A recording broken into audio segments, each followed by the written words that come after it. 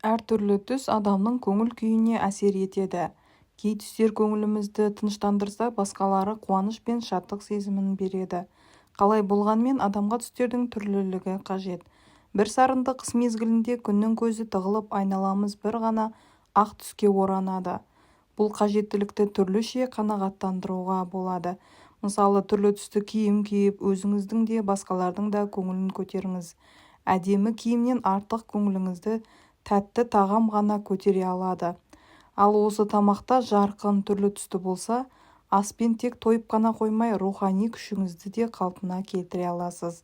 Мамандардың айтуынша, әр түсті тағамның құрамында өзіндік дәрумен мен микро және макроэлементтер жиыны бар. Көбінесе тағамның түсі құрамындағы жеміс пен жидек көкөністерге байланысты. Ал оларды басты 5 түске топтауға болады. Ең алғаш қызыл топ. Бұл топқа қызанақ, қызыл болгар бұрышы, мүкжидек, қызыл алма, құлпынай, таңқурай, анар, қарбыз сынды қызыл түстес жеміс пен көкөністер кіреді. Олар жүрек-тамыр жүйесінің жұмысын реттеп, адам ағзасының төзімділігін арттырады екен. Сарғылт қызыл түсті.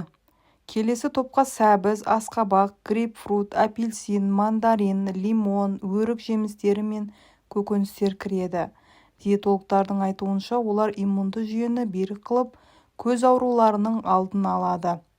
Ақ түсті топ. Банан, ақ жүзім, шабдалы, пияз сынды ақшыл жемістер мен көкөністер орталық жүйке жүйесін реттеп, ойлау, есте сақтау қасиеттерін жақсартады екен.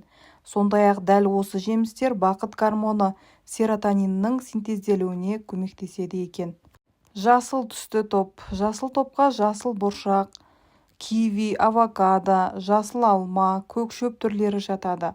Бұл топтың тағамдары антиоксиданттарға, қышқылдарға және ең бастысы С дәруменіне бай. Олар қандағы гемоглобин шамасын реттеп, улы заттарды ағзадан шығарады.